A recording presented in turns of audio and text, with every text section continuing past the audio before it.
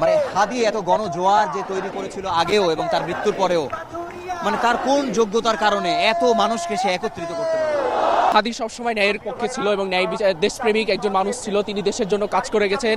এই 5ই আগস্টের পর তিনি তার রক্তের শেষ বিন্দু থাকা পর্যন্ত তিনি ন্যায় ও ইনসাফের পর শাহবাগে দাঁড়িয়ে তিনি নির্ভীক থেকে কোনো রাজনৈতিক দলের ব্যানারে না গিয়ে তিনি তার ইনকিলাব মঞ্চ প্রতিষ্ঠার মধ্য দিয়ে এই বাংলার জমিনে তিনি ইনসাফ প্রতিষ্ঠার আন্দোলন চালিয়ে গেছে এবং দেহের শেষ রক্তবিন্দু থাকা পর্যন্ত আমরা দেখেছি তিনি এই ন্যায় ও ইনসাফের পথে লড়াই করে গেছেন। সেজন্য তিনি এই দেশে এত জনপ্রিয় এবং তার দেখানো রাস্তায় এই যে শত শত যে জনতা তার ইনসাফ প্রতিষ্ঠার লড়াইয়ের জন্য এই শত শত জনতা এই শাহবাগের ময়দানে হাজির হয়েছে। এই ঢেউটা কি শুধুমাত্র শাহবাগে নাকি আপনাদের পরিবারে স্বজনদের মধ্যেও আসলে হাদিকে নিয়ে এক ধরনের আগ্রহ উদ্দীপনা তৈরি হয়েছে? এই ঢেউ শুধু শাহবাগে নয়, এই ঢেউ আমাদের হৃদয়ে, আমাদের পরিবারে, আমাদের দেশে পুরো যুব সমাজের রক্তে রক্তে হাদির চেতনা মিশে গেছে এবং আমরা ইনসাফ কায়েমের জন্য এই বাংলার জমিনে নড়ে যাব।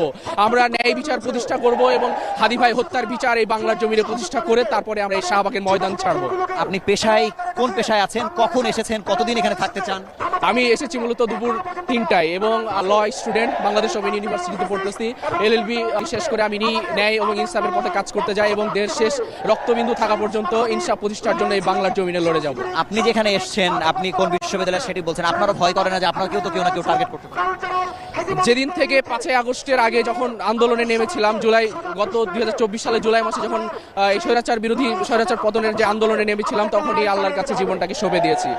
বাসা থেকে ঘর ছেড়েছি এবং রাজপথে প্রতিনিয়ত আন্দোলনের সাথে আছি এবং দেহের শেষ রক্তবিন্দু থাকা পর্যন্ত এই ইনসাফ প্রতিষ্ঠার লড়াই আমরা লড়ে যাব এবং রাজপথে থাকব। জুলাইয়ের এই আন্দোলনে কোথায় কিভাবে কাজ করেছেন, কোনো অংশগ্রহণ ছিল কিনা? জুলাইয়ের আন্দোলনে প্রতিটা দিন, সেই শুরুর দিন থেকে প্রতিটা দিন রাজপথে ছিলাম। শাহবাগে সবচেয়ে বেশি ছিলাম।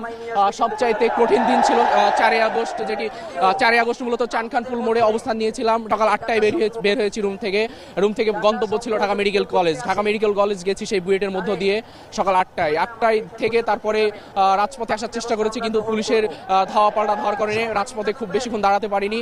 পিছনে আপনার সামনে কেউ শহীদ হয়েছে কি? হ্যাঁ, জুলাইতে আমার বামে একজন শহীদ হয়েছে ইডেন কলেজের সামনে আর কি। নীলক্ষেত থেকে গুলি করেছিল। ইডেন এবং হিউম্যান সায়েন্স যেটি কলেজ আর কি, হোম ইকোনমিক্স কলেজ। যোদ্ধা হওয়ার কারণে কি আসলে হাদি আপনাদের ভিতরে এত আগুন জ্বলেছে কিনা? জি, জুলাই যোদ্ধা হওয়ার কারণে আমাদের ভেতরে হাদির আগুন জ্বলেছে এবং ন্যায় ইনসাফের লড়াইয়ে আমরা সব রাজপথে আছি এবং দেহের শেষ নিঃশ্বাস পর্যন্ত রাজপথে থেকে লড়াই করে ইনসাফ প্রতিষ্ঠার লড়াই করে ন্যায় বিচার প্রতিষ্ঠা করে বাংলার দেহের শেষ নিঃশ্বাস থাকা পর্যন্ত লড়ে যাব ন্যায় ও ইনসাফ প্রতিষ্ঠার জন্য। আপনাকে ধন্যবাদ আমাদের সঙ্গে যুক্ত হওয়ার জন্য। আমরা অনেক